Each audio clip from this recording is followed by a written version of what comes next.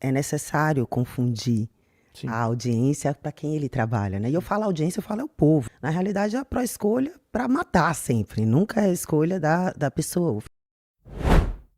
É por causa do Barroso que a gente tem, eu não sei se avançou, se o Max deve lembrar bem, o aborto das crianças anencéfalas, né?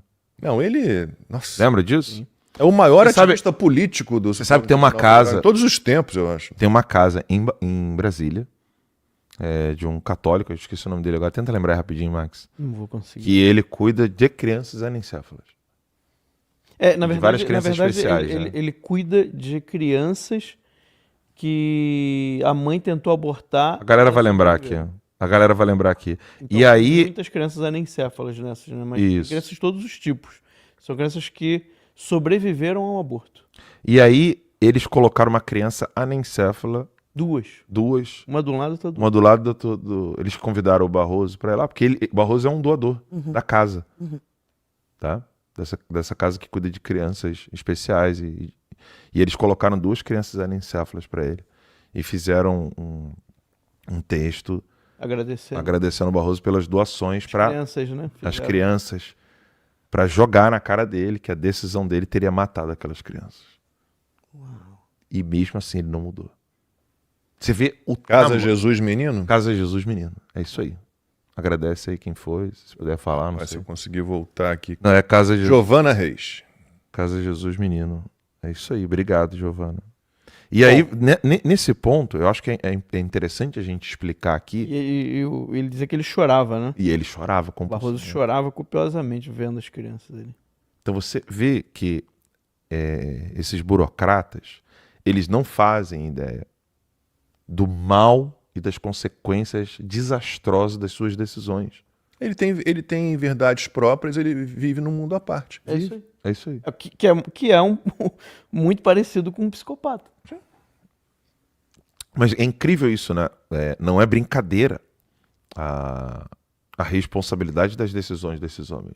Mas se faz necessário essa tomada de decisão de apoiar e depois tirar o apoio. É necessário confundir Sim. a audiência para quem ele trabalha, né? E eu falo audiência, eu falo é o povo. Ser woke, quando você vai olhar uma das pautas, né?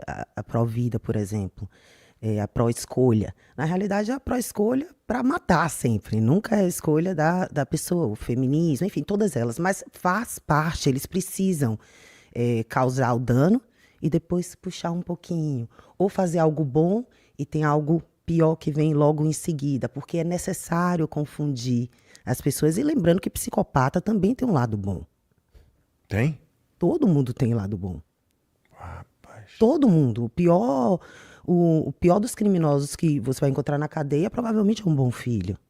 Tem isso mesmo. Ele trata bem a mãe. Isso, Uma então- pessoa que ele tem um afeto. O que acontece com a nossa tentativa de compreender as decisões da Suprema Corte no Brasil é que nós estamos nos baseando em pessoas normais e que servem que seguem as leis. Mas nós não temos pessoas normais no poder. O que é aplicado hoje no Brasil é o direito criativo. E quando você tem criatividade na mão de psicopata, o resultado é esse, deixa as pessoas confusas. Mas ele é bonzinho aqui, olha só como ele ajudou. Não, alguém está dizendo, casa, ele mas olha adotou só. crianças dessa casa, ele Claro. sustenta, né? Ele manda dinheiro. aham. É normal, eles precisam fazer isso. Precisam para continuar circulando no meio e atraindo cada vez mais E ter pra si. argumento para se defender, né? Exato. Não é que ele faz como as pessoas normais, que acabam tomando a decisão em casa. Sobrou aqui um dinheirinho, o cara vira para a esposa e fala assim, amor, vamos pegar esse dinheiro aqui e doar ali para aquela casa, porque as crianças estão necessitadas e tal, eu vi um panfleto, alguma coisa. Eles não são pessoas normais.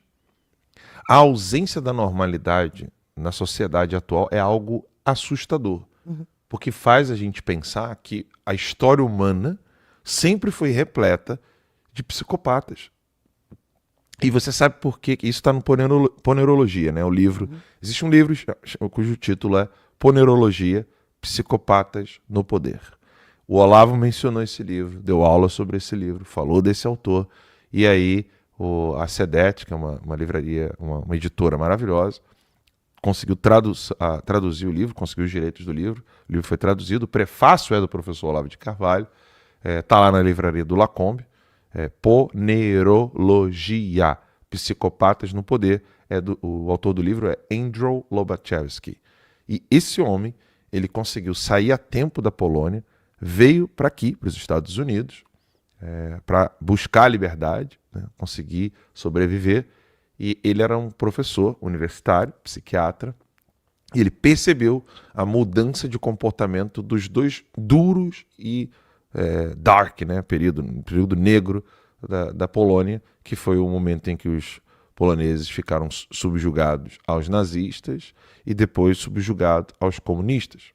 Então a Polônia, infelizmente, inclusive tem até um vídeo do governo da Polônia mostrando um polonês tentando segurar duas portas, dois muros, né, de ferro, né, cortina de ferro, ele tentando e sendo esmagado pelo nazismo e pelo comunismo.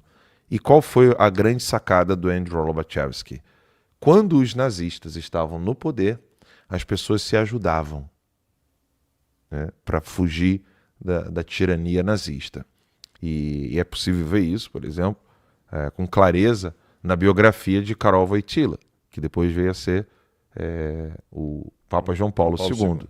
Então, é possível ver inúmeros testemunhos de pessoas se ajudando durante a ocupação nazista na Polônia. A Polônia, ela conseguiu vencer a primeira tentativa, que foi a dos bolcheviques. Depois ela não conseguiu e acabou sucumbindo na invasão nazista. E depois da invasão nazista, ela fica nas mãos dos comunistas após a Segunda Guerra Mundial.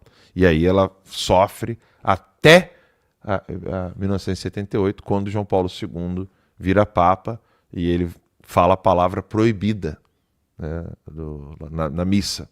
Ontem estávamos eu e o Max aqui conversando com um dos nossos convidados de ontem aqui, né, que estava nos visitando, falando que o partido, né, se chamava Solidarność, em polonês, em português, solidariedade. João Paulo II, ele falou uma palavra proibida na missa. Ele falou na homilia, ele falou uma palavra proibida, que ele e todos que estavam ali aplaudindo poderiam ser presos dentro da lei na Polônia. Foi a primeira viagem internacional dele, a primeira visita dele fora do Vaticano. Não sei se foi do Vaticano ou da Itália, mas foi uma das primeiras viagens internacionais, se não a primeira. Estou falando tudo de memória aqui. E aí ele fala na homilia a palavra proibida. Solidarność! E todo mundo aplaude e fica gritando Solidarność, Solidarność, solidariedade, solidariedade, que era o partido que estava fazendo oposição aos comunistas. Max, nosso retorno a gente perdeu lá, mas a gente está ao vivo ainda.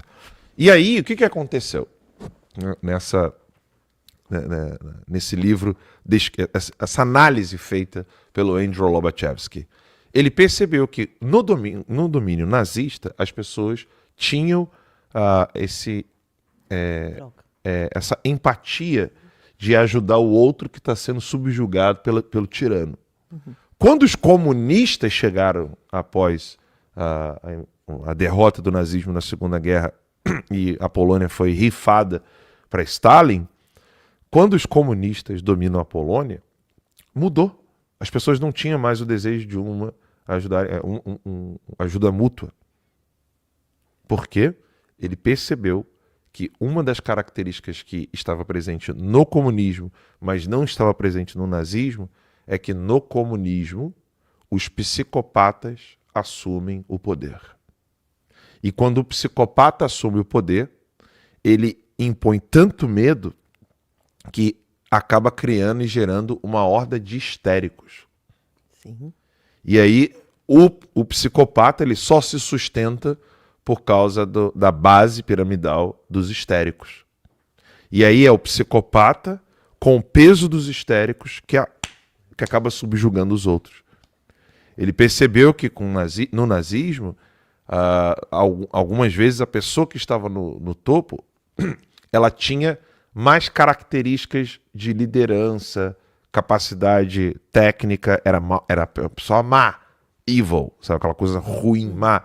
Mas você tinha ainda, era aquele mal que ainda tinha, não vou dizer qualidade técnica, mas ainda tinha preocupação técnica. Ou seja, quem é que estava à frente da cadeira de psicologia numa universidade dominada pelos nazistas?